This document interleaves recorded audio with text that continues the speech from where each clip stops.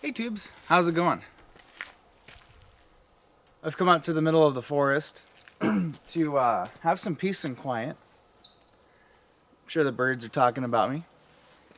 I got some updates on the truck. I haven't really been making any videos on it because the things I've been doing are just kind of small piddly things.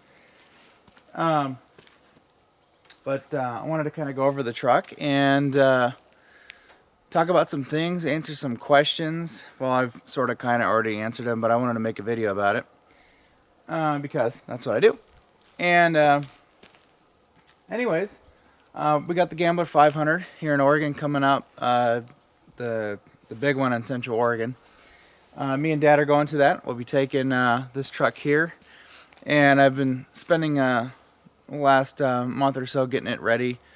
I had to get,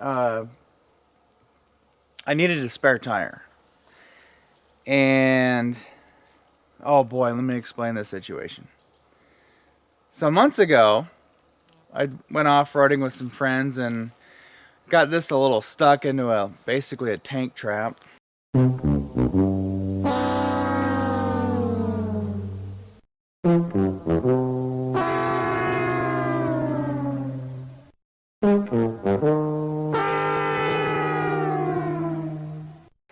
And I blew a tire and I didn't have a spare, and I drove down the mountain with that blown out tire. Destroyed the tire, destroyed the wheel, and destroyed my brake drum. I replaced the brake drum, replaced the wheel, and I got one new tire under warranty. Imagine that. But that left me with 3 kind of crappy BFG KO2s. They're getting a little old, and they were also giving me some other problems, which I'll get to here in a moment. Still needing to get another wheel and another tire, I went ahead and bought 4 new tires, 1 new wheel for a new tire to go on. So now I've got 4 brand new tires, as I'll show you here in a second, and I have 1 brand new wheel and tire. And it's a matching wheel too, so if I ruin another one of these, I've got a matching wheel. But now that I have a spare tire, I'm hoping I don't ruin any wheels. So anyways, we'll get to the tires here in a moment. I've done some things to this that I've been kind of dragging my feet on. One of which was I needed to add a power steering cooler. I got rid of the power steering cooler, the factory one, a long time ago when I did the vacuum pump and power steering pump combo. I got rid of the cooler and just kind of simplified it. And I haven't needed one since. I've driven this thing in 110 degree weather, and power steering pump was happy as can be. But I went ahead and added a cooler anyway since I had one and I had the stuff to install it. So let me show you what I put in. I had this cooler from a Ford Econoline van. I don't know if you can see it in there. I put it in there as low as I could possibly get it, and it's bled out and everything, but it is warm, so it's working. And it's warm, and I've just been cruising on this road here, not really doing anything, so probably needed one realistically anyways. My bumper is a little tweaked from yanking a Jeep out of a mud hole, unfortunately.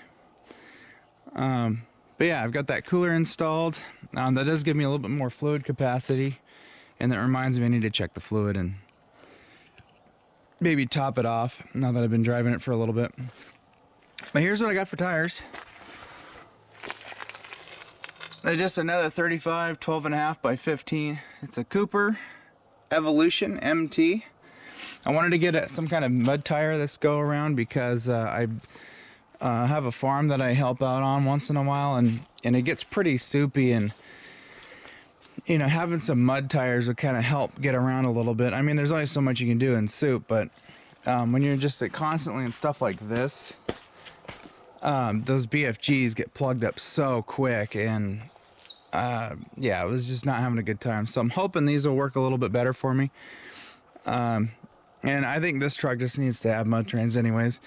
And I was a little worried that these were going to be super loud and uncomfortable down the highway, but let me tell you what, that was the complete opposite. These are actually fairly quiet. They're just a tiny bit louder than the BFG, but it just rides so nice down the highway now.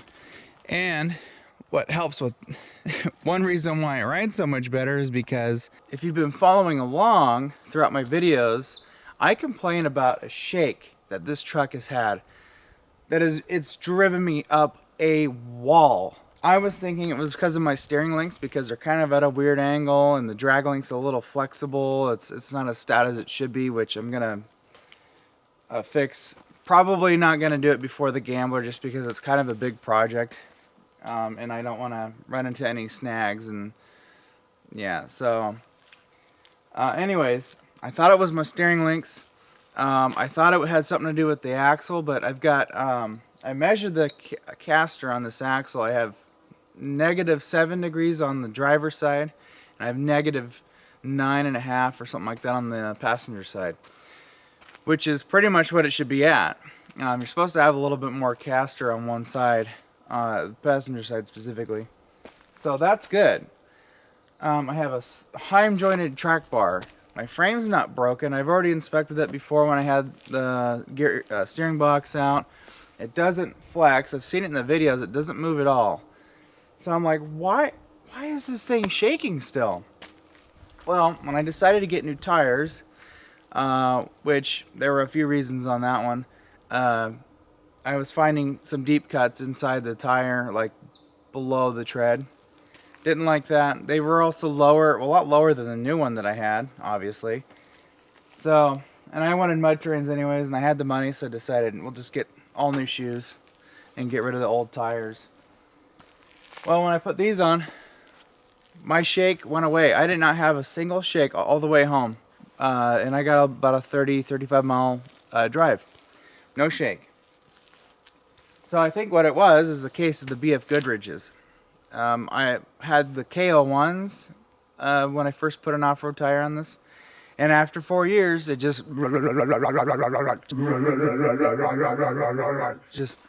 yeah, that. And this was getting worse. So and I was like, I don't know what's going on, and all just happened to be the tires. So I guess I made a pretty good call on that. Tires. Someone asked me, why did you get such small tires? In my mind, I like the look of the 35s on here. If I went with a taller lift, yeah, I'd probably throw some bigger tires on, but there's a real big reason why I didn't get a bigger tire.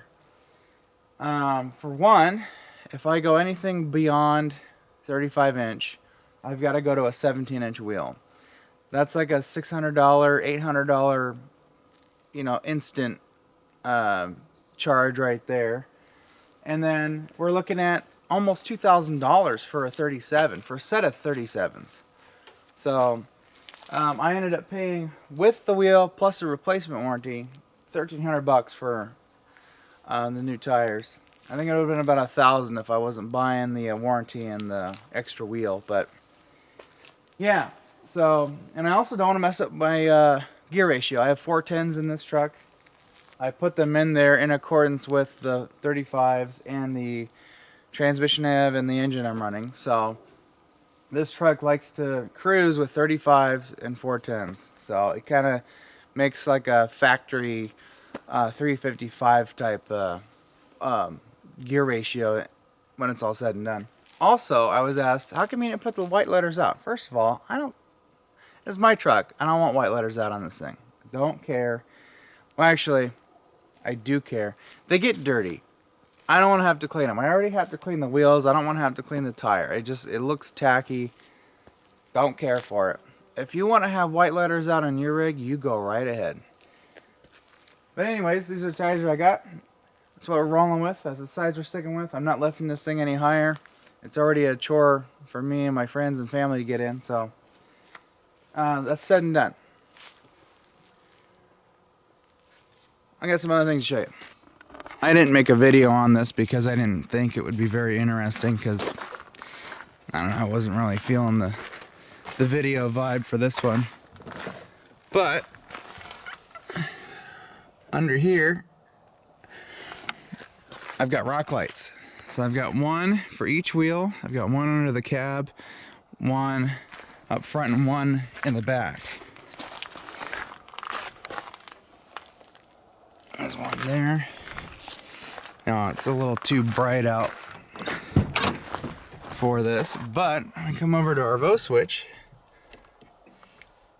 and we got underglow is on, and then I got a remote. I'll make sure the brightness is all the way up.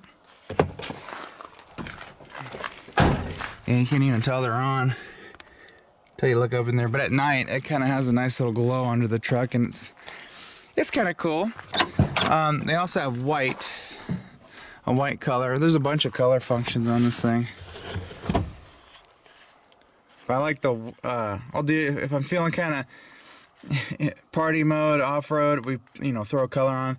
But white will come in handy for just kind of, being able to see around the truck at night. Especially when you're wheeling. It sucks not being able to see around the truck.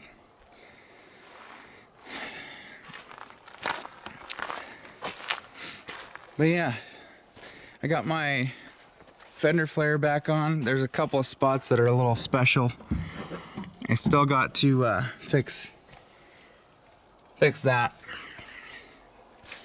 and throw in another screw. This side of the truck got beat up a little bit from that tire blowout. I've got a little bit of a problem here. I'm thinking I'm probably gonna cut this out and do a Jimmy patch that nobody's gonna like. It doesn't involve Bondo though. I got my new chrome door handle in that's just as crooked as the last one, but it works amazing. And I got a whole bunch of other stuff to go with. I got license plate lights I need to put in. On a random video that almost nobody watched, I got this hooked up. These are nice at night. You can just pop it on. I've got power running back here. I need to hook up to a little charging deal because me and Dad plan on using this as a table for cooking stuff and whatnot, and it'd be nice to have our stuff right there plugged in, charging. And then there's my brand new BFG with wheel. I've got to mount my high lift jack in here, and I'm probably gonna get one of those 4-way bar things. Then we can take the wheel off, jack her up, take the wheel off, whatnot. Yeah, so I feel better. I got a spare tire. It would be nice if I had another Evolution on there. I suppose I could probably, if I wanted to spend another couple $100, I could have them peel that BFG off and then get another Cooper, and I'll have matching mud terrains, and then just sell the BFG. The other thing about, speaking of tires, one of my friends asked, oh, what about the Cooper STT Pros? In a 35-inch, they're on nationwide back order. So and plus they're like $300 a tire, and I really didn't want to spend any more than $250 a tire. So yeah, there you go. There's your answers on that. This truck's pretty much ready to rock. I would like to have got some kind of winch bumper on this thing, but I just don't have it in the budget right now, nor the time. I'm kind of coming up on that, we're coming up on gambler time, and I don't want to do any more extensive projects that are, involve spending, hundreds of dollars more on parts and having hang-ups and snags and then not be able to take it. This is our only whip. The other truck needs some engine work.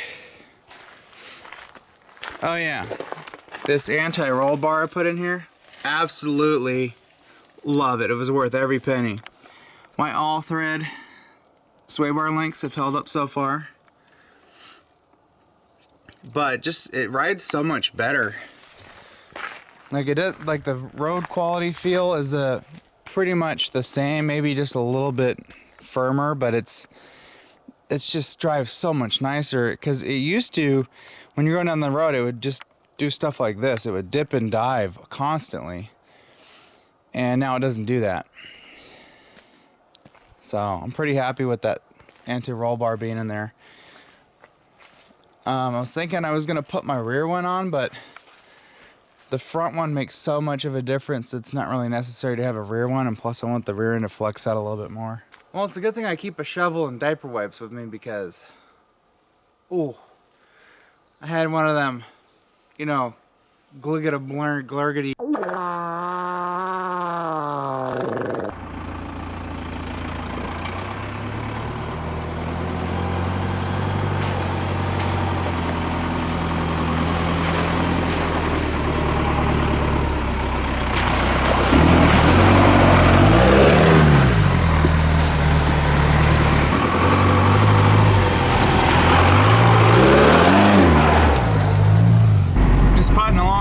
Back road.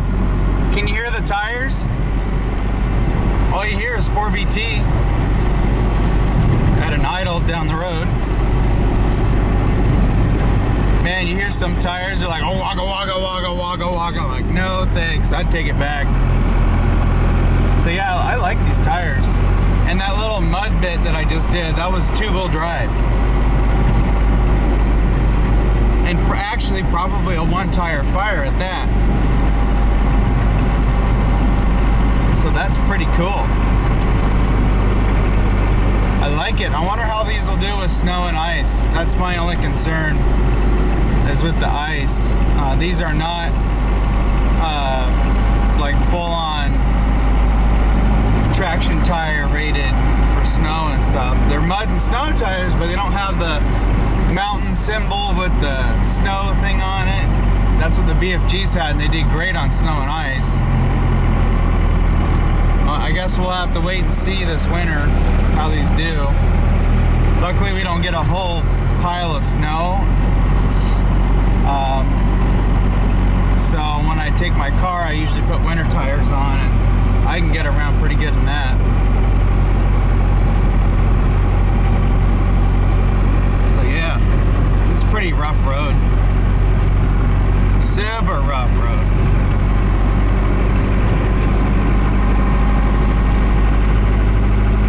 But out on the highway, this thing floats. Love it.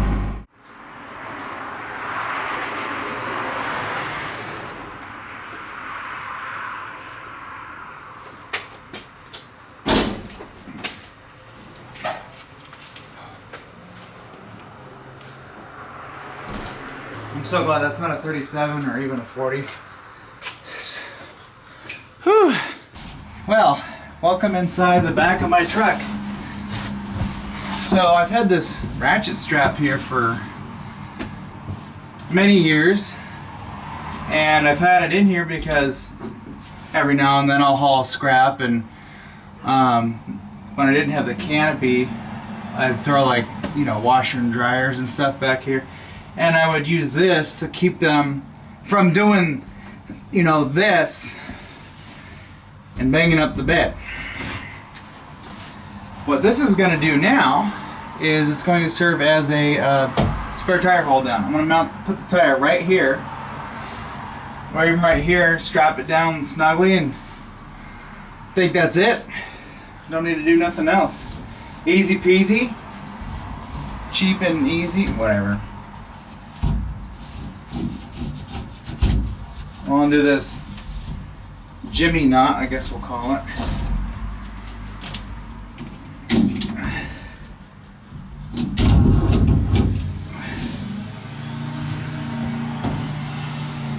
Okay, yeah.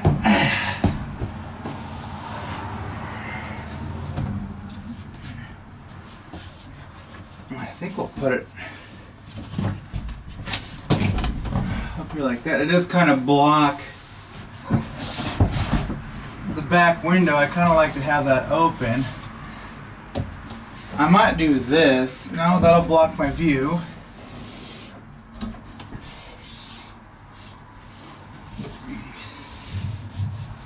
I might do that because I still want to be able to toss stuff back here.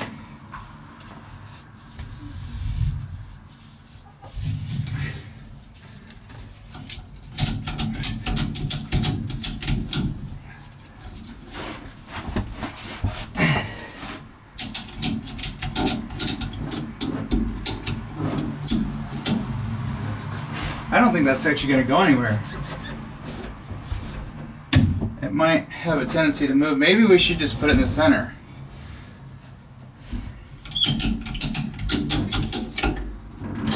Can't crank on it too hard because we're not really pulling on a solid part of the bed. If I put it dead center, it doesn't want to move as much. Huh.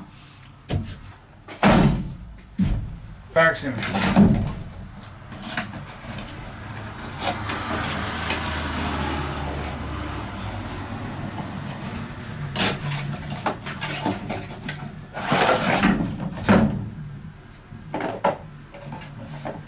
I was thinking about mounting it right here, where it's easy to get to. Just when putting stuff back here, you have to be mindful that there's, well, you know, this here. So we could run this plastic one, throw a couple of self-tapillators in there, and then, you know, that's it. I can save that for the other truck. But then again, the other fire extinguisher I have has a mount too, so this is a plastique one. This one's all metal. I think that's for a bigger one. I think I'm gonna use this mount. Let's shut the tailgate here. Let's see what we're looking like. Oh yeah. Basically mount it up kind of closer to the inside, and that's it.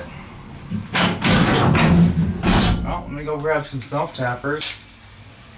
And you just and then you know, one of my favorite smells is new tire.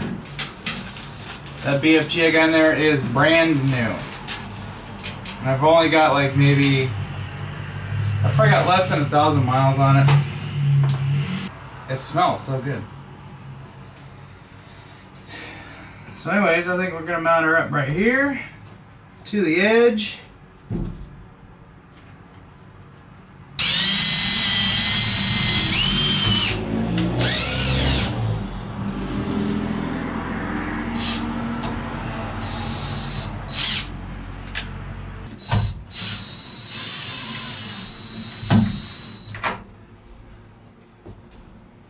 Looks good.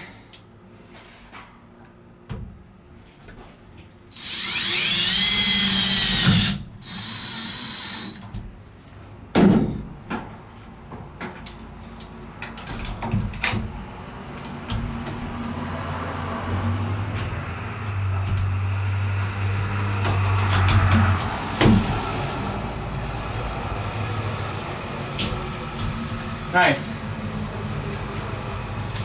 I need to go buy new screws. The ones that I had bought were for my fender flares, and they're huge.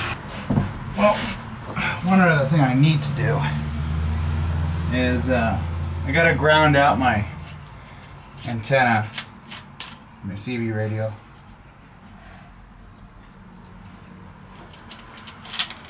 I was talking with some people, and they were saying that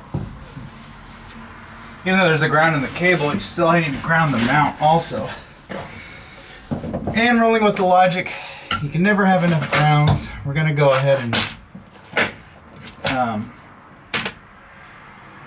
fulfill that. So I'm gonna add a little ground wire to the rail here. Yeah, that'll fit that just fine. And then we can use a smaller one for our self-tapping screws here.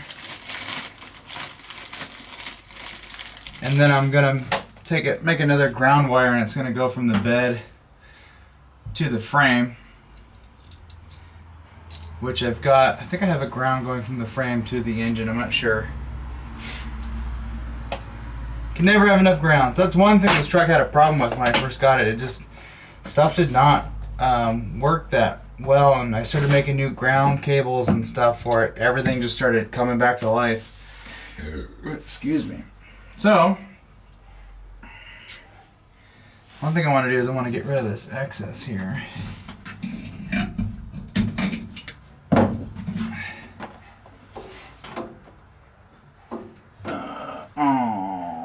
Bum, bum, bum, bum.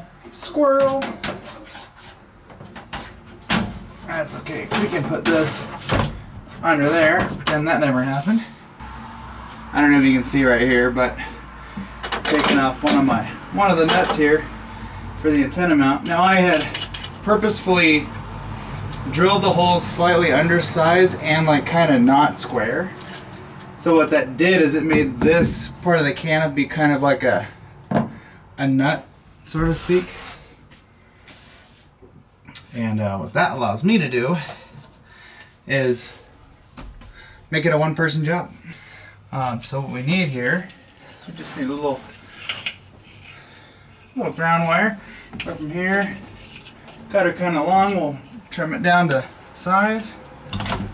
Slightly wasteful, but it's usually a perfect fit. I've got a Cobra 29 Classic in the cab there. And of course I just put my antenna back on. It was off for a little bit because I had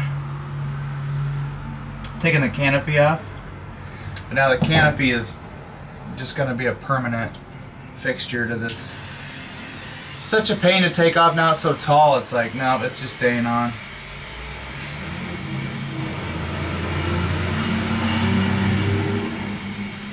And I like having the canopy on this just because I can hide stuff back here or store things back here and not have it get messed up in the weather and whatnot.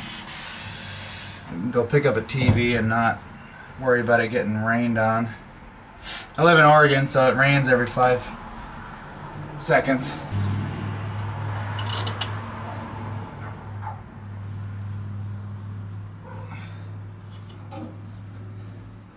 What I'm going to do here is kind of snake this along,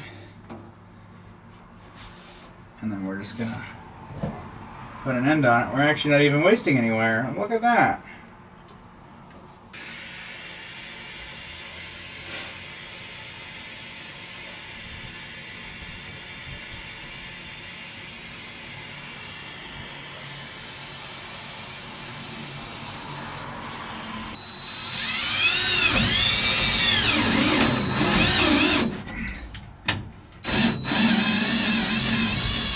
Fantastic.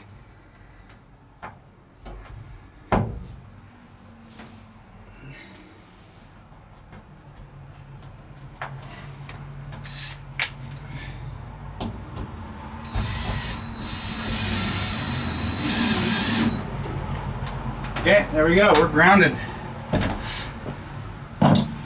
And then find out winding the ground wire around the cable creates some weird interdimensional radio interference. You're like, great, grand, cool. I gotta figure out what else I'm gonna do. Yeah. Oh. Don't do that at home.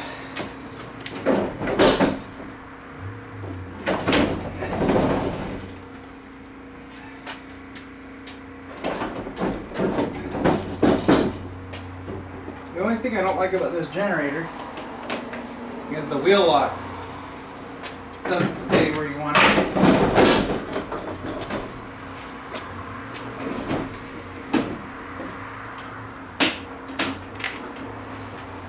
What I like about this generator, because of its size, I mean it weighs a ton, but I can just barely pick it up and put it in this truck.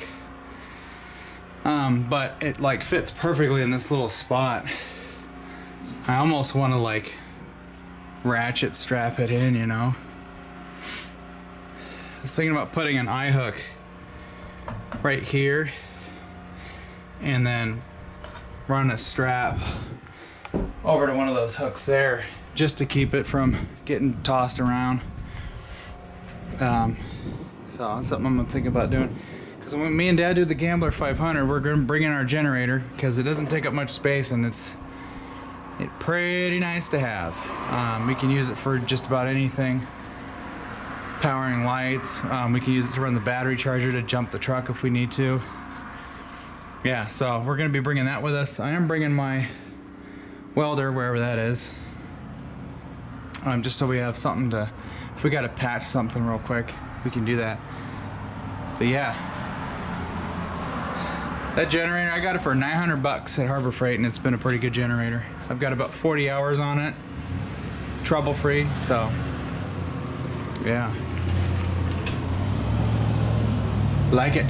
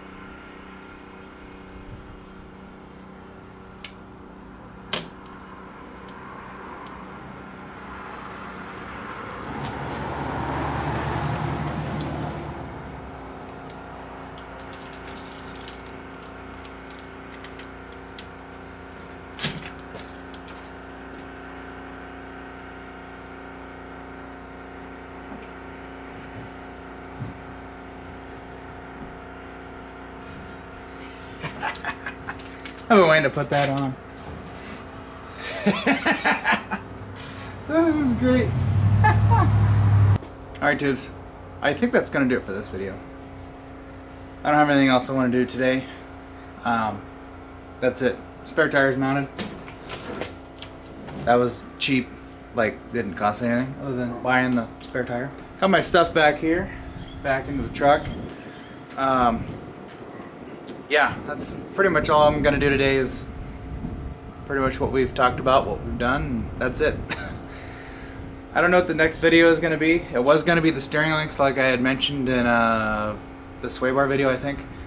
I'm going to wait till after the Gambler, I think, just because it's one of those things where it could be a can of worms. So I'm going to hold off on that.